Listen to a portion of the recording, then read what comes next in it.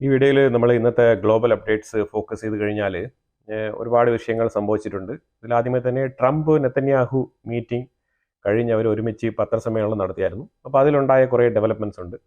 അതുപോലെ തന്നെ stock market ഇന്നലെ ഇടിവ് നേരിട്ടതിനേക്കാളും കുറച്ച് ഭേദപ്പെട്ട അവസ്ഥയിൽ, അതായത് ബെറ്ററായി എന്നല്ല, ഇന്നലത്തെ ഇടിവിനേക്കാളും കുറഞ്ഞ തോതിലുള്ള ഇടിവാണ് ഇന്ന് രേഖപ്പെടുത്തുന്നത്. അതൊരു നല്ല സൂചനയായിട്ട് തന്നെയാണ് ഈ ഇൻവെസ്റ്റേഴ്സ് എല്ലാം തന്നെ അതിനെ നോക്കിക്കാണുന്നത്. അപ്പോൾ എന്തായാലും നല്ല രീതിയിൽ ഡെവലപ്പായി വരട്ടെ എന്നാണ് പ്രതീക്ഷിക്കുന്നത്. അപ്പം താരിഫിനെ കുറിച്ചുള്ള പല രീതിയിലുള്ള നെഗോസിയേഷൻസ്, പല രാജ്യങ്ങളുടെ പ്രതികരണങ്ങൾ, പലരും അമേരിക്കയുമായിട്ട് അപ്രോച്ച് ചെയ്യുന്നുണ്ട് നെഗോസിയേഷൻസിന് വേണ്ടിയിട്ട്. അപ്പോൾ ഇതെല്ലാം കുറിച്ച് സമഗ്രമായ കുറച്ച് വിഷയങ്ങൾ ഈ ഒരു വീഡിയോയിൽ നമ്മൾ ഉൾപ്പെടുത്തിയിട്ടുണ്ട്. അതിലുപരിയായിട്ട് ഒരു അച്ചീവ്മെന്റും കൂടെ പറഞ്ഞിട്ട് നമുക്ക് മുന്നോട്ട് പോകാം. ഇതൊരു ഇമ്പോർട്ടൻ്റ് ആയിട്ടുള്ള ഒരു അച്ചീവ്മെന്റ് ആണ്. 10 മുതൽ 13,000 വർഷങ്ങൾക്ക് മുമ്പ് ജീവിച്ചിരുന്ന ഒരു ചെന്നായ വർഗം, ഡയർ വൂൾഫ് എന്നാണ്. ഡയർ വൂൾഫ് എന്ന് പറഞ്ഞ ആ ഒരു വൂൾഫ് പപ്പീസ്, അങ്ങനെ ഒരു 3 പപ്പീസ്, അത് ഈ ലോകത്ത് തന്നെ എക്സ്റ്റിങ്ക്റ്റ് ആയ ജീവിയാണ്. എക്സ്റ്റിങ്ക്റ്റ് ആയ ജീവി എന്ന് പറഞ്ഞാൽ ഈ ലോകത്ത് ഇല്ലാതായി പോയത്. ഫോർ എക്സാമ്പിൾ ഡൈനോസർ പോലെ, അതേപോലെ മാമൂത്ത് പോലെ വംശനാശം സംഭവിച്ച ജീവി വർഗമാണ്. അപ്പൊ അങ്ങനെ നമ്മൾ നോക്കുകയാണെന്നുണ്ടെങ്കിൽ ഡൈനോസർ ആ കാറ്റഗറിയിൽ വരും, അതുപോലെ തന്നെ മാമൂത്തുകൾ ആ കാറ്റഗറിയിൽ വരും. ഇങ്ങനെ ഒരുപാട് ജീവികളുണ്ട്. അപ്പൊ അങ്ങനെ ഈ ഒരു ഡയർ വൂൾഫ് എന്ന് പറഞ്ഞ ഈ ഒരു ചെന്നായ വർഗത്തിൽപ്പെട്ട ജീവിയിലെ 3 പപ്പീസിനെ ബോണിൽ നിന്നും DNA ശേഖരിച്ച്, ബോൺ എങ്ങനെയാണെന്ന് പറഞ്ഞാൽ അതിന്റെ ഡൈനോസറിന്റെ ഒക്കെ ബോൺ നമുക്ക് കിട്ടുന്നില്ലേ ആർക്കിയോളജിക്കൽ റിസർച്ച് ത്രൂ, അങ്ങനെ റിസർച്ച് ത്രൂ കിട്ടിയ ബോണുകളിൽ നിന്നുള്ള DNA എടുത്ത് ആ DNA റിസർച്ച് നടത്തി അതിലൂടെയാണ് ഈ ഒരു 3 പപ്പീസുകളെ തിരിച്ചു കൊണ്ടുവന്നിരിക്കുന്നത്. തിരിച്ചു കൊണ്ടുവന്നിരിക്കുന്ന പറഞ്ഞു കഴിഞ്ഞാൽ ഇത് വലിയൊരു സക്സസ്ഫുൾ ആണ്. ഇനിയിപ്പോൾ അവർ അടുത്ത് മാമൂത്തുകളെ കുറിച്ചുള്ള റിസർച്ച് ആണ് ഇപ്പം മുന്നോട്ട് പോകുന്നത്. അതും അവർ സാധ്യമാക്കും എന്നാണ് പറയുന്നത്. പക്ഷേ ഒരു വിഷയം ഇതിനകത്ത് നമ്മൾ കൺസിഡർ ചെയ്യേണ്ടത്, ഇനി ഡൈനോസറിനെ വല്ല ഉണ്ടാക്കി വിട്ട് കളയല്ലേ. എല്ലാ കണ്ടുപിടുത്തങ്ങളും നല്ലത് തന്നെയാണ്, ഇൻക്ലൂഡിങ് AI ടെക്നോളജി ഉൾപ്പെടെ നല്ലത് തന്നെയാണ്. പക്ഷേ അതിന്റെ പരിമിതികൾ, റെസ്ട്രിക്റ്റഡ് ലെവലിൽ വെച്ചിട്ട് അത് ഉപയോഗിക്കണം. DNA-യിൽ നിന്ന് രൂപപ്പെടുത്തി എടുത്തത് കൊണ്ട് തന്നെ ഇത് 3നും ഒരേ സ്വഭാവമാണെന്നാണ് പറയുന്നത്. കൊളോസൽ ബയോസയൻസ് എന്ന് പറഞ്ഞ ഒരു ഗ്രൂപ്പാണ് ഈ ഒരു ആശയത്തിന്റെ പുറകിൽ. ഈ ഒരു പ്രോജക്റ്റ് അവരാണ് മുന്നിട്ട് നടത്തിക്കൊണ്ടിരിക്കുന്നത്. അപ്പൊ എന്തായാലും ഇതൊരു ഗ്രേറ്റ് സക്സസും ഒരു ഗ്രേറ്റ് അച്ചീവ്മെന്റുമാണ്. അത് ഇല്ലാന്ന് പറയാൻ പറ്റില്ല. കാരണം ഈ ലോകത്ത് തന്നെ എക്സ്റ്റിങ്ക്റ്റ് ആയ ഒരു ജീവി വർഗത്തിനെ പുനർജനിപ്പിക്കുക എന്ന് പറഞ്ഞു കഴിഞ്ഞാൽ അത്ര എളുപ്പത്തിലുള്ള പരിപാടിയല്ല. അപ്പൊ അതാണ് ഇപ്പൊ സംഭവിച്ചിരിക്കുന്നത്. അപ്പൊ മനുഷ്യന്മാരെ എവരെങ്ങനെ ഉണ്ടാക്കാൻ കഴിയും എന്നാണ് ഈ ഒരു റിസർച്ച് ഇപ്പൊ തെളിയിക്കുന്നത്. എല്ലിന്റെ ഒരു കഷ്ണം കൊണ്ട് കൊടുത്തു കഴിഞ്ഞാൽ മരണപ്പെട്ടു പോയ ആൾക്കാരെ പുനർജനിപ്പിക്കാൻ കഴിയും എന്നാണ് ഇപ്പൊ ഈ ഒരു പഠനം തെളിയിക്കുന്നത്. ഇനി നമ്മൾ ട്രംപ് നെതന്യാഹു മീറ്റിംഗിന്റെ ജോയിന്റ് സ്റ്റേറ്റ്മെന്റ് ആ ഒരു പത്രസമ്മേളനത്തിൽ നോക്കിക്കഴിഞ്ഞാൽ 4 ഇമ്പോർട്ടന്റ് ആയിട്ടുള്ള വിഷയങ്ങളാണ് നെതന്യാഹു ചർച്ച ചെയ്തത്. അതിലൊന്ന് ഗാസ, 2 ഇറാൻ, 3 സിറിയ, തുർക്കിയുമായിട്ട് ബന്ധപ്പെട്ട സിറിയ, 4 ഇസ്രായേലിന്റെ താരിഫ്. ഇതുമായിട്ട് ബന്ധപ്പെട്ട വിഷയങ്ങളാണ് ഏറ്റവും കൂടുതൽ ചർച്ചയായത്. അപ്പൊ ഇതിൽ നെതന്യാഹു ആദ്യമേ തന്നെ ട്രംപിന്റെ അടുത്ത് താരിഫിന്റെ വിഷയമാണ് സംസാരിച്ചത്. അതായത് ഇസ്രായേൽ നിങ്ങളുടെ താരിഫ് എല്ലാം 0 ആക്കും. അപ്പൊ അങ്ങനെ ആക്കിയ സ്ഥിതിക്ക് ഈ ഒരു താരിഫ് കുറയ്ക്കാനുള്ള എന്തെങ്കിലും സാഹചര്യമുണ്ടോ എന്നുള്ള ഒരു മാർഗമാണ് അന്വേഷിച്ചത്. അപ്പൊ അതിന് വൈറ്റ് ഹൗസിൽ നിന്ന് കിട്ടിയ മറുപടി എന്ന് പറഞ്ഞാൽ, ഇസ്രായേലിന്റെ റിക്വസ്റ്റ് ഞങ്ങൾ പരിഗണിക്കാം, അതിൽ വലിയ കുഴപ്പങ്ങളൊന്നുമില്ല. പക്ഷേ ഇസ്രായേലിന് നമ്മൾ ഒരുപാട് എയ്ഡും കാര്യങ്ങളായിട്ട് ഒരുപാട് ചെയ്യുന്നുണ്ട്. അപ്പൊ അതുകൊണ്ട് തന്നെ ഇപ്പൊ ഈ ഒരു താരിഫ് ഇതിൽ വലിയ പ്രശ്നമാണെന്ന് അമേരിക്കയ്ക്ക് തോന്നുന്നില്ല. അതുപോലെ തന്നെ എന്തായാലും ഞങ്ങൾ ഡിസ്കഷൻ പോയിന്റിൽ വെച്ചിട്ടുണ്ട്, ആലോചിക്കാം എന്നാണ് ട്രംപിന്റെ ഭാഗത്തുനിന്നുള്ള മറുപടി. അതായത് ട്രംപ് അത്ര എളുപ്പത്തിൽ ആരുടെയും താരിഫ് എടുത്ത് കളയാൻ, ഇത്രയും എഫക്റ്റീവ് ആയിട്ട് ഷെയർ മാർക്കറ്റ് ഉൾപ്പെടെ പിടിച്ചു കുലുക്കിക്കൊണ്ട് ഈ ഒരു താരിഫ് ഇട്ടത് ഒരു സുപ്രഭാതത്തിൽ ഓടിച്ചെന്ന് സംസാരിക്കുമ്പോൾ ആ താരിഫ് എടുത്ത് മാറ്റാനല്ല എന്നുള്ളൊരു മെസ്സേജാണ് ഇൻഡയറക്റ്റ് ആയിട്ട് ഇസ്രായേലിന് കിട്ടിയത്. അതായത് ട്രംപ് അത്ര എളുപ്പത്തിൽ ആരുടെയും താരിഫ് എടുത്ത് കളയാൻ തീരുമാനിക്കുന്നില്ല, അങ്ങനെ ഒരു ഉദ്ദേശം അമേരിക്കയ്ക്ക് ഇല്ല എന്നാണ് പറഞ്ഞു വെക്കുന്നത്. കഴിഞ്ഞ 2 ആഴ്ചയ്ക്ക് മുമ്പ് വരെ നിങ്ങൾക്ക് 4 ബില്യൺ ഞങ്ങൾ ഓഫർ ചെയ്താണല്ലോ, ഇതൊക്കെ തന്നതല്ലേ ഫണ്ട്. അപ്പൊ ആ രീതിയിലാണ് സംസാരിച്ചത്. അപ്പൊ എന്തായാലും താരിഫിൽ അങ്ങനെ വലിയ വിട്ടുവീഴ്ചയൊന്നും ഉണ്ടാവത്തില്ല. കാരണം ഇസ്രായേലും അമേരിക്കയും തമ്മിൽ ഒരുപാട് ട്രേഡ് ഡെഫിസിറ്റ് ഉണ്ട് എന്നുള്ള റീസണും കൂടിയാണ് വൈറ്റ് ഹൗസിൽ നിന്ന് നെതന്യാഹുവിന് കിട്ടിയത്. അതൊരു സൈഡിൽ നിൽക്കെ ഇറാന്റെ വിഷയം ചർച്ചയ്ക്കെടുത്തു. അപ്പൊ ഇറാന്റെ വിഷയം ചർച്ചയ്ക്കെടുത്ത സമയത്ത് ഇറാൻ വരുന്ന സാറ്റർഡേ, ശനിയാഴ്ച ഒമാനിൽ വെച്ചിട്ട് അമേരിക്കയുമായിട്ട് ഡയറക്റ്റ് ആയിട്ടുള്ള ചർച്ചയ്ക്ക് തയ്യാറാണെന്ന് അംഗീകരിച്ചിട്ടുണ്ട്. പക്ഷെ ഇറാൻ അത് പൊതുവിൽ വെളിയിൽ പറയുന്നില്ല, അതാണ് സംഭവം. അപ്പം ഇറാൻ എന്തുകൊണ്ടാണ് ഒമാനെ അവിടെ ഇടപെടുത്തുന്നത് പറഞ്ഞാൽ ഇൻഡയറക്റ്റ് ടോക്കാണ്, ഡയറക്റ്റ് ടോക്ക് അല്ല എന്ന് വരുത്തി തീർക്കാൻ വേണ്ടിയിട്ടാണ് ഒമാനെ അവിടെ ഇടപെടുത്തുന്നത്. പക്ഷേ അമേരിക്കയുടെ ഭാഗത്ത് പറയുന്നത് ഒമാനിൽ വെച്ചാണ് ചർച്ച, ഒമാനിൽ വെച്ചിട്ടാണ് ചർച്ച നടക്കുന്നത്. തീർച്ചയായിട്ടും ഇറാനും അമേരിക്കയും തമ്മിൽ നേരിട്ട് അങ്ങോട്ടും ഇങ്ങോട്ടും പോയി ചർച്ച നടത്തുന്നതല്ല, ഏതെങ്കിലും ഒരു തേർഡ് പാർട്ടി കൺട്രിയുമായിട്ട് ചേർന്ന് തന്നെയാണ് ചർച്ച നടത്തുന്നത്. അതായത് ഒമാൻ എന്ന് പറയുന്നത് ചർച്ചയ്ക്കുള്ള ലൊക്കേഷനാണ്. ഒമാൻ അവിടെ ഉണ്ടാവും, ഇല്ലാന്നില്ല. പക്ഷേ അമേരിക്കൻ റെപ്രസെന്റേറ്റീവും ഇറാൻ റെപ്രസെന്റേറ്റീവ്സും തമ്മിലാണ് ചർച്ച നടക്കുന്നത്. അപ്പം Saturday become a bad day for Iran എന്നാണ് പറഞ്ഞിരിക്കുന്നത് അമേരിക്കയുടെ ഭാഗത്തുനിന്ന്. കാരണം സാറ്റർഡേ അവരൊരു തീരുമാനം എടുക്കണം, രണ്ടിലൊരു തീരുമാനം. ഒന്നെങ്കിൽ ന്യൂക്ലിയർ ഡീലുമായിട്ട് മുന്നോട്ട് പോവുക, അല്ലാന്നുണ്ടെങ്കിൽ റിപ്പോർട്ടേഴ്സ് ചോദിക്കുന്നുണ്ട്. അപ്പം തീർച്ചയായിട്ടും സാറ്റർഡേ ഒരു പോസിറ്റീവ് ആയിട്ടുള്ള ഒരു തീരുമാനം ഉണ്ടായില്ല എന്നുണ്ടെങ്കിൽ എന്താണ് അമേരിക്കയുടെ മറുപടി എന്ന് പറഞ്ഞു കഴിഞ്ഞാൽ തീർച്ചയായിട്ടും അറ്റാക്ക് ചെയ്യും എന്നാണ് പറഞ്ഞിരിക്കുന്നത്. ഒരു കാലത്തും ഇറാൻ ഒരു ന്യൂക്ലിയർ പവർ ആവാൻ അമേരിക്ക സമ്മതിക്കില്ല എന്ന് ഉറപ്പിച്ച് പറഞ്ഞിരിക്കുകയാണ്. അപ്പൊ ആ ഒരു സമയത്ത് നെതന്യാഹുവിന്റെ ഭാഗത്തു നിന്നുള്ള വന്ന മറുപടി എന്ന് പറഞ്ഞാൽ ഇറാൻ തീർച്ചയായിട്ടും എന്താണോ അമേരിക്ക ഇൻസ്ട്രക്ട് ചെയ്യുന്ന രീതിയിലുള്ള ആ ന്യൂക്ലിയർ ഡീൽ അതിലേക്ക് വരുന്നതായിരിക്കും നല്ലത്. അല്ലാന്നുണ്ടെങ്കിൽ ലിബിയയിലെ ഗദ്ദാഫി വന്ന അവസ്ഥ എല്ലാവർക്കും അറിയാമല്ലോ, അതേ രീതിയിൽ ഇറാനെ ആക്കി തീർക്കും എന്നുള്ള ഒരു സൂചനയാണ് നെതന്യാഹുവിന്റെ ഭാഗത്തു നിന്ന് വന്ന മറുപടിയിൽ വായിച്ചെടുക്കാൻ പറ്റിയത്. ലിബിയ എന്നുള്ള പേര് എടുത്ത് പറഞ്ഞുകൊണ്ട് തന്നെയാണ് ഇറാനെ കമ്പയർ ചെയ്ത് നെതന്യാഹു സ്റ്റേറ്റ്മെന്റ് പറഞ്ഞത്. അതുപോലെ തന്നെ അതിനെ തുടർന്ന് ട്രംപ് പറയുകയുണ്ടായി, ഇതുപോലെ ഹൂത്തീസിന്റെ മേളിൽ ഞങ്ങൾ ഇപ്പം നിരന്തരം ആക്രമണം നടത്തിക്കൊണ്ടിരിക്കുകയാണ്, അവിടെ നിന്ന് ഇറാന്റെ ട്രൂപ്പിനെ പിൻവലിക്കാൻ ഞങ്ങൾ ആവശ്യപ്പെട്ടിട്ടുണ്ടായിരുന്നു, അതിനനുസരിച്ച് ഇറാൻ അവരുടെ ട്രൂപ്പിനെ അവിടെ നിന്ന് പിൻവലിച്ചിട്ടുണ്ട്. ഇനി ഒരിക്കലും ഇറാന്റെ സപ്പോർട്ട് അഥവാ ഇറാന്റെ ഡയറക്റ്റ് IRGC ഹൂത്തികളുടെ ഇടയിൽ ചെന്ന് അവരെ സപ്പോർട്ട് ചെയ്തുകൊണ്ട് ട്രെയിനിങ് നടത്തിക്കൊണ്ട് അതിന്റെ ഉള്ളിൽ കിടന്ന് ഇടപെടൽ നടത്താൻ ഞങ്ങൾ അനുവദിക്കില്ല. അത് അസാധ്യമായിട്ടുള്ള കാര്യമായിട്ട് അമേരിക്ക മാറ്റി തീർക്കും. അതിലുപരിയായിട്ട് മെർച്ചന്റ് ഷിപ്പുകളുടെ ട്രാൻസ്പോർട്ടേഷൻ സ്മൂത്ത് ആകുന്നവരെ ഹൂത്തികളുടെ മേളിൽ നിരന്തരം ആക്രമണം അമേരിക്ക അഴിച്ചു വിട്ടുകൊണ്ടേയിരിക്കും എന്നാണ് പറഞ്ഞിരിക്കുന്നത്. അതായത് ഇപ്പൊ തന്നെ നല്ല രീതിയിലുള്ള ഒരു ക്ഷീണം ഹൂത്തികൾക്ക് സംഭവിച്ചിട്ടുണ്ട്. അത് തുടരെ അത് സംഭവിക്കുക തന്നെ ചെയ്യും എന്നും കൂടെ ഉറപ്പ് പറഞ്ഞിട്ടുണ്ട്. ഗാസയുടെ വിഷയത്തിനെ കുറിച്ച് എന്താണ് പറഞ്ഞതെന്ന് പറഞ്ഞാൽ, ഗാസ എന്തുകൊണ്ടാണ് ഇത്രയും നാൾ ഇങ്ങനെ ഇസ്രായേലിട്ട് വലിച്ചഴിക്കുന്നത്? ഇതൊക്കെ നമ്മൾ പെർമിഷൻ കൊടുത്തിട്ട് ഒരുപാട് നാളായി. ഇസ്രായേൽ എന്തുകൊണ്ട് വിവിധ രാജ്യങ്ങളുമായിട്ട് സംസാരിച്ചിട്ട് പല രാജ്യങ്ങളിലേക്ക് ഇവരെ മാറ്റിപ്പാർപ്പിച്ചുകൂടാ? അതിന്റെ ഇനിഷ്യേഷൻ സ്റ്റെപ്പ് എന്തുകൊണ്ടാണ് ഡിലേ ചെയ്യുന്നതെന്നുള്ള ചോദ്യമാണ് ട്രംപിന്റെ ഭാഗത്തുനിന്ന് നെതന്യാഹുവിന്റെ അടുത്തേക്ക് ചോദിക്കപ്പെട്ടത്. അതായത് അമേരിക്ക ഇസ്രായേലിനോട് ചോദിക്കുന്നു. ഇസ്രായേലിനെക്കാളും ഏറ്റവും കൂടുതൽ താല്പര്യം കാണിക്കുന്നത് ട്രംപാണ്, ശരിക്കും അമേരിക്കയാണ് ഈ ഗാസയുടെ വിഷയത്തിൽ. ഗാസ അമേരിക്കയ്ക്ക് കിട്ടിയാൽ കൊള്ളാമെന്ന് നല്ല രീതിയിലുള്ള താല്പര്യം അമേരിക്കയ്ക്കുണ്ട്, ട്രംപിനുണ്ട്. പ്രത്യേകിച്ച് റിയൽ എസ്റ്റേറ്റ് എന്ന് പറഞ്ഞ ആ ഒരു ടേം ഒക്കെ ട്രംപ് വളരെ ഓപ്പൺ ആയിട്ട് തന്നെ ഇപ്പം ഗാസയ്ക്ക് എതിരെ ഉപയോഗിക്കുന്നുണ്ട്.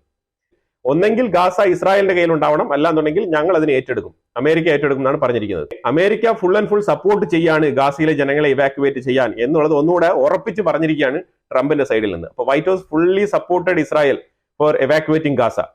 അപ്പൊ ഈ ഗാസയിലെ എയ്ഡ് ട്രക്കുകളുമായിട്ട് ബന്ധപ്പെട്ട് വന്ന കമന്റിന് മറുപടി അമേരിക്കയുടെ ഭാഗത്ത് നിന്ന് വന്നത്, ട്രംപിന്റെ ഭാഗത്ത് നിന്ന് വന്ന മറുപടി എന്ന് പറഞ്ഞാൽ, ഞാൻ ഈ ഫോർമർ ബന്ദികളായിട്ടുള്ള ആൾക്കാർ അമേരിക്ക വിസിറ്റ് ചെയ്തിട്ടുണ്ടായിരുന്നു. ആ സമയത്ത് ഞാൻ കുറെ ബന്ദികളുടെ അടുത്ത് സംസാരിച്ചിട്ടുണ്ടായിരുന്നു.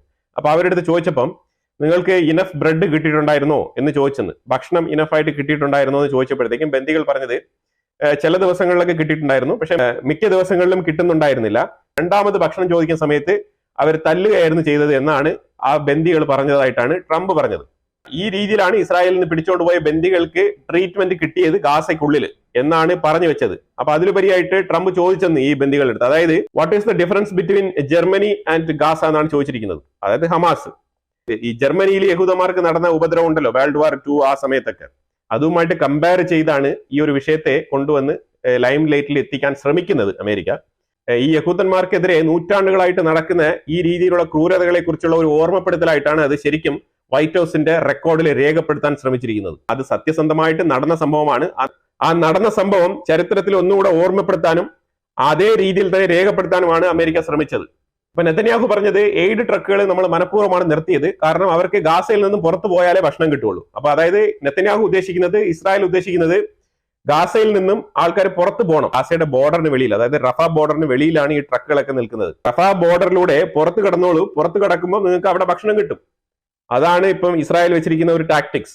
ഇത് ഏത് രീതിയിൽ സക്സസ്ഫുൾ ആവും എന്ന് പറഞ്ഞു കഴിഞ്ഞാൽ, ഹമാസ് ഏറ്റവും കൂടുതൽ ജനങ്ങളെ പുറത്ത് പോകരുതെന്ന് പറഞ്ഞിട്ട് അവിടെ റെസ്ട്രിക്ഷൻ ഇട്ട് നിർത്തിയിരിക്കുന്നതായിട്ടാണ് മനസ്സിലാക്കാൻ പറ്റുന്നത്. വരും ദിവസങ്ങളിൽ ഗാസയ്ക്കുള്ളിൽ അതിശക്തമായ ആക്രമണം നടക്കാനുള്ള സാധ്യത വളരെ കൂടുതലാണ്. അപ്പൊ ഏറ്റവും പെട്ടെന്ന് തന്നെ അവിടെ നിന്ന് പുറത്തേക്ക് കടന്നു കഴിഞ്ഞാൽ അവർക്ക് രക്ഷപ്പെടാം. അതാണ് ഇനിയുള്ള ഒറ്റൊരു മാർഗം. ഇതിനെ തുടർന്ന് സിറിയ തുർക്കി വിഷയവുമായിട്ട് ബന്ധപ്പെട്ട് നടന്ന ചർച്ചയിൽ എന്താണ് സംഭവിച്ചെന്ന് പറഞ്ഞാൽ, ഇസ്രായേൽ തീർച്ചയായിട്ടും തുർക്കിക്ക് F-35 കൊടുക്കുന്നതിനെ ഗണ്ണിച്ച് സംസാരിച്ചിട്ടുണ്ട്. അതായത് തായിബ് എർദോഗനും ട്രംപും തമ്മിൽ വളരെ നല്ല സുഹൃത്തുക്കളാണ്. അപ്പം ഇസ്രായേൽ വെച്ച റിക്വസ്റ്റ് എന്ന് പറഞ്ഞാൽ, തായിബ് എർദോഗനുമായിട്ട് നെഗോഷിയേറ്റ് ചെയ്ത്, ട്രംപ് ഇടപെട്ട് നെഗോഷിയേറ്റ് ചെയ്ത് സിറിയയുടെ ഭാഗത്ത് തുർക്കിയുടെ ഇടപെടൽ കുറയ്ക്കണം. ഇസ്രായേലിന്റെ ഭാഗത്ത് നിന്ന് വെച്ച റിക്വസ്റ്റ്, എവിടെയെങ്കിലും നെഗോഷിയേറ്റ് ചെയ്യണം, എവിടെയെങ്കിലും ഇടപെടണം എന്നൊക്കെ കേട്ട് കഴിഞ്ഞാൽ ട്രംപിന് ഉടനെ തന്നെ ഗൂസ് ബംസ് ഒക്കെ വരും. അപ്പൊ പെട്ടെന്ന് തായിബ് എർദോഗനെ ഒന്ന് പൊക്കി സംസാരിച്ചു. എർദോഗൻ ഹീസ് എ സ്മാർട്ടസ്റ്റ് ഗൈ എന്നാണ് പറഞ്ഞത്. അതായത് എർദോഗൻ ഒരു സ്മാർട്ടസ്റ്റ് ഗൈ ആണ്. അതായത് ഈ സിറിയയില് ഈ അസാദ് ഭരണകൂടത്തിനെ താഴെ ഇറക്കാൻ വേണ്ടിയിട്ട് ഒരുപാട് ശ്രമിച്ചതിൽ ഒരു അപ്രിസിയേഷനും കൂടെ പറഞ്ഞുകൊണ്ടാണ്, വർഷങ്ങളോളം സിറിയയിൽ സംഭവിക്കാത്ത സംഭവമാണ് എർദോഗന്റെ സപ്പോർട്ടോട് കൂടി നേടിയെടുത്തത് എന്നുള്ള നിലയിലുള്ള ഒരു സപ്പോർട്ടിംഗ് സ്റ്റേറ്റ്മെന്റ് കൂടിയാണ് ട്രംപ് കൂട്ടിച്ചേർത്തത്. അതായത് ഒരാളുടെ അടുത്ത് നെഗോഷിയേറ്റ് ചെയ്യാൻ പോകുന്നതിന് മുമ്പേ അയാളെ കുറിച്ച് കുറച്ച് ബൂസ്റ്റ് ചെയ്ത് സംസാരിക്കുക എന്നുള്ള ആ ഒരു സൈക്കോളജിക്കൽ മെത്തേഡാണ് ട്രംപ് ഇവിടെ ഉപയോഗിക്കുന്നത്. അത് ആരുടെ സംസാരിച്ചാലും ട്രംപ് ഒന്ന് ബൂസ്റ്റപ്പ് ചെയ്യും. അപ്പൊ അതേ രീതിയിൽ എർദോഗനെ ഒന്ന് ബൂസ്റ്റപ്പ് ചെയ്തിരിക്കുകയാണ്. കാരണം ഇനി പറഞ്ഞു കഴിഞ്ഞല്ലോ, ഇനിയിപ്പോ എർദോഗൻ അടുത്ത് സംസാരിച്ചു കഴിഞ്ഞാൽ എർദോഗൻ ഫ്ലാറ്റ്. അതായത് ഇനിയിപ്പോ എർദോഗൻ ട്രംപിനെ കാണുന്ന ആ ഒരു ടൈം മാത്രമേ ഉള്ളൂ, ഇനി ആ ഒരു ഗ്യാപ്പ്. ഇനിയിപ്പോ സിറിയയിലുള്ള എല്ലാ ഇടപെടലുകളും എർദോഗൻ നിർത്തും. ആ രീതിയിലാണ് ഇപ്പൊ എർദോഗനെ പൊക്കി വെച്ചിരിക്കുന്നത്. തുർക്കിയുമായിട്ടുള്ള F-35 ഡീലുമായിട്ട് ഒരു രീതിയിലുള്ള കൺഫർമേഷൻസും നെതന്യാഹുവിന് കൊടുത്തിട്ടില്ല.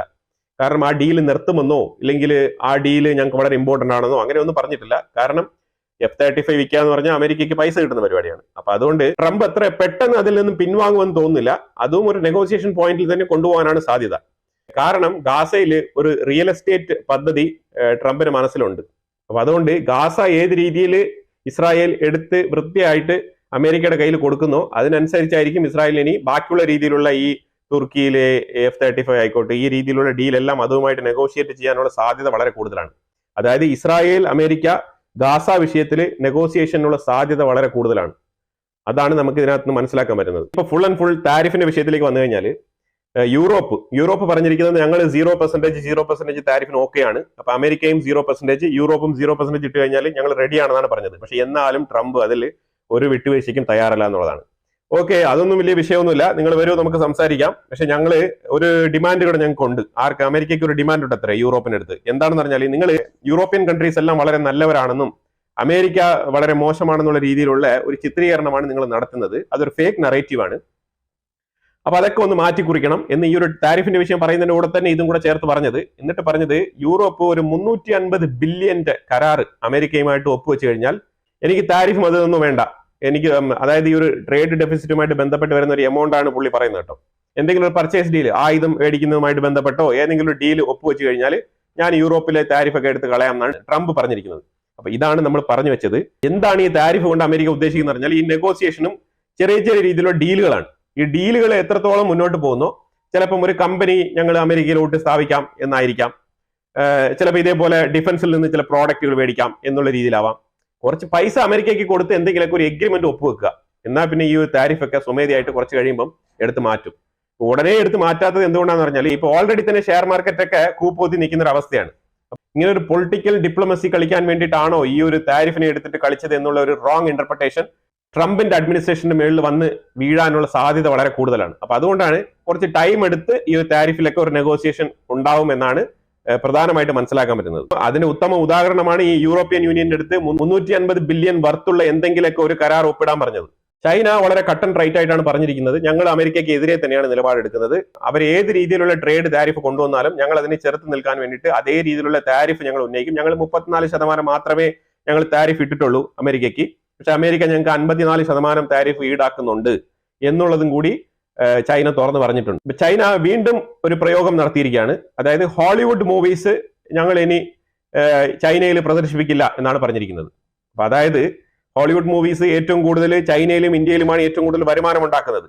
ഏതാണ്ട് ഹോളിവുഡ് മൂവീസിന്റെ റവന്യൂ എന്ന് പറഞ്ഞാൽ ചൈനയിൽ ഏതാണ്ട് 22%, അതേപോലെ ഇന്ത്യയിലും അതേപോലെ ഏതാണ്ട് 18 to 20% റവന്യൂ ഹോളിവുഡ് ഇൻഡസ്ട്രിക്ക് ഉണ്ടാക്കാൻ പറ്റുന്നത് ഈ രണ്ട് രാജ്യങ്ങളുമാണ്. കാരണം ഏറ്റവും കൂടുതൽ പോപ്പുലേഷൻ ഉള്ള രാജ്യങ്ങൾ, ഇവിടെയാണ് ഏറ്റവും കൂടുതൽ വ്യൂവർഷിപ്പ് ഉള്ളത്.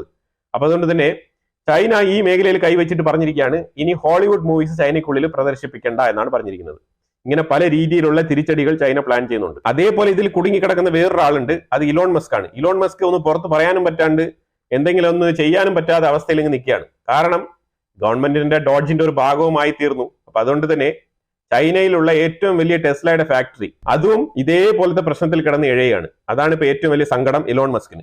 ഇലോൺ മസ്ക് ട്രംപുമായിട്ട് ഇതിനെക്കുറിച്ച് ചർച്ച നടത്തിയിട്ടുണ്ട്. പക്ഷെ എന്നാലും രാജ്യത്തിന് വേണ്ടിയിട്ട് ഞാൻ ഇത് ഇങ്ങനെയൊക്കെ നിൽക്കാൻ തയ്യാറാണ് എന്നുള്ള നിലയിലാണ് പറഞ്ഞിരിക്കുന്നത്. ഇനിയിപ്പം ഇത് എത്ര ദിവസത്തേക്ക് ഇങ്ങനെ പിടിച്ചു നിൽക്കാൻ പറ്റും എന്നുള്ളതാണ് മനസ്സിലാക്കാൻ പറ്റാത്തത്. അമേരിക്കയുടെ സ്റ്റോക്ക് മാർക്കറ്റും ഇന്നും ഇച്ചിരി ലേശം ഇന്നലത്തെക്കാളും ഇനി കുറച്ച് ബെറ്റർ ആണ്. അതായത് ഇതിന് മുമ്പുണ്ടായിരുന്ന പോലെ ബെറ്റർ പെർഫോമൻസ് അല്ല, അത് ഇന്നലെ ഉണ്ടായ ഇടിവിനേക്കാളും കുറഞ്ഞ തോതിലുള്ള കുറച്ച് മയപ്പെട്ട ഇടിവ്, ആ രീതിയിൽ പറയാം. ടെസ്ലയൊക്കെ കുറച്ച് കയറി വരുമോ എന്ന് നോക്കിക്കഴിഞ്ഞാൽ നമുക്കത് കണ്ടു തന്നെ മനസ്സിലാക്കേണ്ട കാര്യമാണ്. കാരണം ടെസ്ല ഓൾറെഡി തന്നെ BYD പോലത്തെ പല വിവിധ തരത്തിലുള്ള കാർ കമ്പനികളുമായിട്ട് കോമ്പീറ്റ് ചെയ്യാൻ പറ്റാതെ ഒരു രീതിയിൽ ഇത്തിരി മന്ദഗതിയിൽ സഞ്ചരിച്ചുകൊണ്ടിരുന്ന ഒരു സമയമാണ് ഇപ്പോൾ. ആ ഒരു സമയത്താണ് ഇപ്പൊ ഈ ഒരു താരിഫിന്റെ പ്രശ്നം കൂടെ വന്ന് വീണത്. അപ്പൊ എന്തായാലും ടെസ്ല, എലോൺ മസ്ക് വളരെ ഫോക്കസ് ആയിട്ട് വാച്ച് ചെയ്തിരിക്കുകയാണ്. ചൈനയുടെ സ്റ്റോക്ക് മാർക്കറ്റും ഇന്ന് ഇത്തിരി റീബൗൺസ് ആയിട്ടുണ്ട്. റീബൗൺസ് മീൻസ് ഇന്നലെ ഉണ്ടായതിനേക്കാളും കുറച്ച് ഭേദപ്പെട്ട പ്രകടനം കാഴ്ചവെക്കുന്നുണ്ട്. ഇനി ഗോൾഡ് റേറ്റ്, ഞാൻ കഴിഞ്ഞ വീഡിയോകളിലൊക്കെ പറഞ്ഞിട്ടുണ്ടായിരുന്നു ഗോൾഡ് റേറ്റ് കൂടും എന്നുള്ളത്. അത് ഒരു നോർമൽ സെനാരിയോ ആണ്. ഇപ്പൊ ഉണ്ടായിരിക്കുന്നത് ഒരു അൺഎക്സ്പെക്ടഡ് സെനാരിയോ ആണ്. അപ്പൊ അതുകൊണ്ട് രണ്ട് തരത്തിലാണ്. ഈ ഗോൾഡ് പ്രൈസ് എല്ലാ കാലത്തേക്കും ഇങ്ങനെ കുറഞ്ഞുകൊണ്ട് പോകുമെന്ന് ചോദിച്ചു കഴിഞ്ഞാൽ ഇല്ല, ഒരിക്കലും അങ്ങനെയല്ല. ഇത് ടെമ്പററി ആയിട്ട് ഉണ്ടായിരിക്കുന്ന ഒരു കുറവാണ്. ഇത് തീർച്ചയായിട്ടും ഇത് എന്തുകൊണ്ടാണ് ഇങ്ങനെ കുറഞ്ഞെന്ന് പറഞ്ഞാൽ അമേരിക്കയിൽ താരിഫ് പോളിസി ഇംപ്ലിമെന്റ് ചെയ്തതുകൊണ്ട് അമേരിക്കയിലേക്ക് ഇൻവെസ്റ്റ് ചെയ്യാൻ ഒരുപാട് ഇൻവെസ്റ്റേഴ്സ് പേടിച്ച് നിന്നതുകൊണ്ടും ഇൻവെസ്റ്റ്മെന്റ് കുറഞ്ഞതുകൊണ്ടും ഡോളറിന്റെ മൂല്യത്തിൽ ചെറിയ രീതിയിലുള്ള കുറവ് രേഖപ്പെടുത്തി. അപ്പൊ ഡോളറിന്റെ വില കുറഞ്ഞു കഴിഞ്ഞാൽ സ്വർണത്തിന്റെ വില കുറയും. അതാണ് ഇവിടെ സംഭവിച്ചത്. അപ്പൊ അതുകൊണ്ടാണ് ഡോളറിന്റെ മൂല്യം ഇനി സ്റ്റോക്ക് മാർക്കറ്റ് കുറച്ചുകൂടെ സ്ട്രെങ്തൻ ചെയ്ത് ഡോളറിന്റെ മൂല്യം വർദ്ധിച്ചു വരുമ്പോഴത്തേക്കും ഇതേപോലെ പല കമ്പനികളും പോയിട്ട് പല ഡീലുകളും സൈൻ ചെയ്ത് പല രീതിയിലുള്ള ഇൻവെസ്റ്റ്മെന്റുകളും കുറച്ച് ഡോളർ സ്ട്രെങ്തൻ ചെയ്ത് വരുന്ന സമയത്ത് തീർച്ചയായിട്ടും സ്വർണത്തിന്റെ വില വീണ്ടും കൂടുന്നതായിരിക്കും. പക്ഷെ ഇപ്പൊ ഇന്നും സ്വർണത്തിന്റെ വില കുറച്ചുകൂടെ കുറഞ്ഞിട്ടുണ്ട്. കാര്യം ഇതൊക്കെ തന്നെയാണ് കഴിഞ്ഞ 4-5 ദിവസങ്ങളായിട്ട് നടന്നുകൊണ്ടിരിക്കുന്ന ഈ ഒരു സ്റ്റോക്ക് മാർക്കറ്റ് ഫെയിലിയർ. അതിലൂടെ ഡോളറിന് വന്ന ഇടിവ്, അതുകൊണ്ട് തന്നെയാണ് ഈ സ്വർണത്തിന്റെ വില കുറഞ്ഞിരിക്കുന്നത്. അപ്പൊ തീർച്ചയായിട്ടും ഇത് കൂടും. ഇതൊരു നിരന്തരമായിട്ടുള്ള കുറവല്ല ഇവിടെ രേഖപ്പെടുത്തുന്നത്. അതും കൂടെ ഞാൻ ഇവിടെ ഒന്ന് ഓർമ്മിപ്പിക്കുകയാണ്. അതേപോലെ സൗത്ത് കൊറിയ ഞാൻ ഇന്നലെ സൂചിപ്പിച്ചിട്ടുണ്ടായിരുന്നു. അപ്പൊ ഇന്ന് നേരം എടുത്തോടെ തന്നെ സൗത്ത് കൊറിയ മുന്നോട്ട് വന്നിട്ടുണ്ട്. സൗത്ത് കൊറിയ പറഞ്ഞിരിക്കുന്നത് ഞങ്ങളും ഒരു ബാക്ക് ടു ബാക്ക് താരിഫിനൊന്നും പോകുന്നില്ല, ഞങ്ങളും നെഗോഷിയേറ്റ് ചെയ്യാൻ താല്പര്യപ്പെടുന്നു, ഞങ്ങളും സീറോ താരിഫ് വെച്ചാലോ എന്ന് ആലോചിക്കുന്നു എന്ന് പറഞ്ഞിട്ട് സൗത്ത് കൊറിയ പറഞ്ഞിട്ടുണ്ട്. അപ്പൊ അങ്ങനെ ആ പറഞ്ഞ സാഹചര്യത്തിൽ അമേരിക്ക പറഞ്ഞത് ജസ്റ്റ് വെയിറ്റ്, നിങ്ങളൊന്ന് ഹോൾഡ് ചെയ്യൂ, ഒന്ന് മാർക്കറ്റൊക്കെ ഒന്ന് സ്റ്റേബിൾ ആവട്ടെ, നിങ്ങളെ ഞാൻ വിളിക്കാം എന്നാണ് പറഞ്ഞിരിക്കുന്നത്. അപ്പൊ അതായത് പല രാജ്യങ്ങളെയും നിർത്തി വെച്ചിരിക്കുകയാണ് അമേരിക്ക. നിങ്ങൾ എടുത്ത് ചാടി ഇങ്ങോട്ട് വന്ന് ഇപ്പൊ നെഗോഷിയേറ്റ് ചെയ്യേണ്ട ആവശ്യമൊന്നുമില്ല, നിങ്ങൾ അവിടെ ഇരുന്നോ, കാര്യങ്ങളൊക്കെ ഒരു പരിധി വരെ ഒന്ന് കലങ്ങി തെളിഞ്ഞ് വരട്ടെ, സ്റ്റോക്ക് മാർക്കറ്റൊക്കെ ഒരു 5-6 ദിവസം കൂടെ കഴിഞ്ഞ് ഏത് രീതിയിൽ പെർഫോം ചെയ്യുന്നതൊക്കെ നോക്കിയിട്ട് പതിയെ നമുക്ക് നെഗോഷിയേറ്റ് ചെയ്യാമെന്നാണ് പറഞ്ഞിരിക്കുന്നത്. സൗത്ത് കൊറിയ പറഞ്ഞിരിക്കുന്നത് ഞങ്ങൾക്ക് LNG കൂടുതൽ അമേരിക്കയിൽ നിന്നും ഇറക്കുമതി ചെയ്യാൻ താല്പര്യമുണ്ട്, അതേപോലെ ഓയിലും LNGയും ഏറ്റവും കൂടുതൽ അമേരിക്കയിൽ നിന്ന് മേടിക്കാം എന്നാണ് സൗത്ത് കൊറിയ ഒരു ഓപ്ഷൻ മുന്നോട്ട് വെച്ചിരിക്കുന്നത്. പിന്നെ വിയറ്റ്നാം അവരുടെ സ്റ്റോക്ക് മാർക്കറ്റ് ഇന്ന് അടച്ചു പൂട്ടിയിരിക്കുകയാണ്. അവർ ഇന്നലെ ഉച്ചയ്ക്ക് തൊട്ടേ അടച്ചു പൂട്ടി, ഇതുവരെ തുറന്നിട്ടില്ല. UK അതേപോലെ നെഗോഷിയേറ്റ് ചെയ്യാൻ താല്പര്യമുണ്ടെന്നാണ് പറഞ്ഞിരിക്കുന്നത്. ഇപ്പോൾ ഉള്ളതിൽ തന്നെ ഏറ്റവും കുറവ് താരിഫ് കൊടുത്തിരിക്കുന്നത് UK-ക്കാണ് 10%. എന്നിട്ടാണ് UK കിടന്ന് ഈ വെപ്രാളപ്പെടുന്നത്. അമേരിക്കയുടെ കടപ്പത്രത്തിൽ ഇൻവെസ്റ്റ് ചെയ്തിരിക്കുന്നതിൽ UK സെക്കൻഡ് പൊസിഷനാണ്. അപ്പൊ അതുപോലെ തന്നെ എല്ലാരെയും മാറ്റി വെച്ചിട്ട് ആദ്യമായിട്ട് ട്രംപ് വിളിച്ചിരിക്കുന്നത് ജപ്പാന് നെഗോഷിയേറ്റ് ചെയ്യാനുള്ള ഡോർ തുറന്നിരിക്കുകയാണ്, വാതിൽ. ഇതിപ്പോ ഇന്ന് തന്നെ ട്രംപ് പറഞ്ഞതാണ്.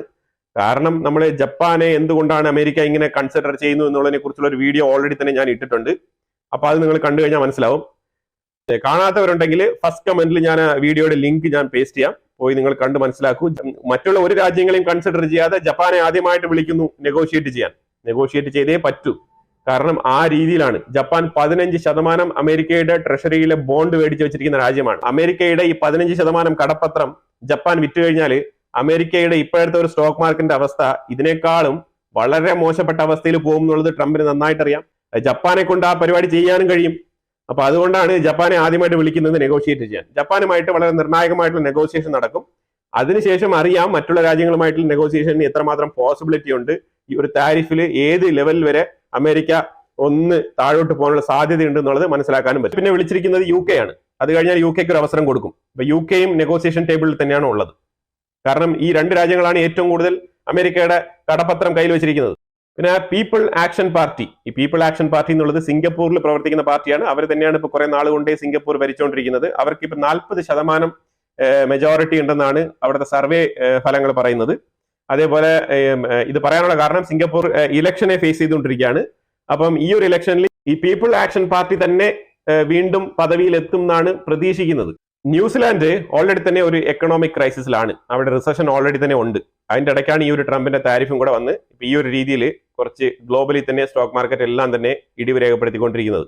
അപ്പൊ അവര് ഈ ഒരു താരിഫ് വാറിൽ നിന്നും എങ്ങനെയും വിട്ടു നിൽക്കണം എന്ന് പറഞ്ഞിട്ട് നെഗോസിയേഷന്റെ മാർഗങ്ങളൊക്കെ അന്വേഷിക്കുന്നുണ്ട്. പക്ഷെ അവർക്കും ഇതുവരെ വാതിലുകളൊന്നും തുറന്നു കൊടുത്തിട്ടില്ല. അടുത്ത് നമ്മൾ മ്യാൻമറിൽ ഭൂചലനം സംഭവിച്ച ആ ഒരു സ്ഥലം നോക്കിക്കഴിഞ്ഞാൽ ഏതാണ്ട് 3600 മുതൽ 4000 ആൾക്കാരുടെ കാഷ്വാലിറ്റി ഉണ്ടായതായിട്ടാണ് വാർത്തകൾ പുറത്തു വരുന്നത്.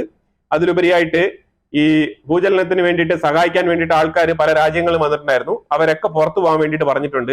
ഈ മ്യാൻമറിലെ ഈ മിലിറ്ററി ചൈനീസ് നിയന്ത്രണത്തിൽ അവിടെ ഭരണം നടത്തുന്ന മിലിറ്ററി ഉദ്യോഗസ്ഥർ പറഞ്ഞിരിക്കുന്നതാണ്. മ്യാൻമറിൽ നിന്നും ഈ സംഘടനകളെല്ലാം ഈ ഭൂചലനത്തിൽ സഹായിക്കാൻ വന്ന ആൾക്കാരെല്ലാം പുറത്തു പോയിക്കോളാൻ പറഞ്ഞിട്ടുണ്ട്. ഇനി അഥവാ ആർക്കെങ്കിലും സഹായം ചെയ്തേ പറ്റുന്നുണ്ടെങ്കിൽ മിലിറ്ററിയുടെ പെർമിഷൻ വേണം എന്നാണ് പറഞ്ഞിരിക്കുന്നത്. ഇതൊക്കെ മ്യാൻമറിലെ ഈ വിഷയങ്ങളൊക്കെ വിചിത്രമായിട്ട് തോന്നുന്നുണ്ട്. കാര്യം നടന്നത് ഒരു നാച്ചുറൽ ഡിസാസ്റ്റർ. ആ ഡിസാസ്റ്ററിനെ സഹായിക്കാൻ പോയ ആൾക്കാർക്കെതിരെയാണ് ഇങ്ങനത്തെ പ്രസ്താവനകളൊക്കെ പുറത്തുവിടുന്നത്. പിന്നെ ഇതിനെ വിചിത്രമല്ലാണ്ട് നമുക്ക് വേറെ ഒന്നും കൊണ്ട് വിശേഷിപ്പിക്കാൻ കഴിയില്ല എന്നുള്ളതാണ്. ഇവിടെ എങ്ങും പോകരുതെന്നേ, അല്ലാതെ പിന്നെ എന്ത് പറയാനാണ്. ഇപ്പൊ ഇന്നലെ ഞാനൊരു വാർത്ത പറഞ്ഞിട്ടുണ്ടായിരുന്നു, ആഫ്രിക്കയിലെ സഹേൽ റീജിയനില് അൾജീരിയയിൽ നിന്നും മാലി, ബുർക്കിനോ ഫാസോ, നൈജർ ഈ രാജ്യങ്ങൾ അവരുടെ എംബസി പിൻവലിച്ചു എന്ന് പറഞ്ഞിട്ട്. അപ്പൊ അതുകൊണ്ട് തന്നെ അപ്പൊ അതിനെ ഗണ്ണിച്ചുകൊണ്ട് ഇന്ന് അൾജീരിയ പറഞ്ഞിരിക്കുന്നത് മാലിയുടെ ഫ്ലൈറ്റ് സർവീസ് അൾജീരിയയിലൂടെ കടന്നു പോകാൻ പാടില്ല എന്ന് ഒരു പ്രസ്താവന വന്നിട്ടുണ്ട്. അതായത് ആഫ്രിക്കൻ റീജിയനിൽ അപ്പൊ എന്തായാലും ഇവിടെ ടെൻഷൻ റൈസ്ഡ് ആണ്. അപ്പൊ ഇത് ഏത് രീതിയിൽ മുന്നോട്ട് പോകുന്നുള്ളതിനെ കുറിച്ചുള്ള ഡെവലപ്മെന്റ്സ് നമുക്ക് വരും ദിവസങ്ങളിൽ കാണാം. അപ്പൊ എന്തായാലും സമഗ്രമായ കുറെ വിശേഷങ്ങൾ ഈ വീഡിയോയിൽ നമ്മൾ പങ്കുവച്ചിട്ടുണ്ട്. ഇതിനെക്കുറിച്ചുള്ള അഭിപ്രായങ്ങൾ കമന്റ് ബോക്സിൽ രേഖപ്പെടുത്തുക. കൂടുതൽ വിഷയങ്ങളുമായിട്ട് അടുത്ത വീഡിയോയിൽ വരാം. Thank you so much.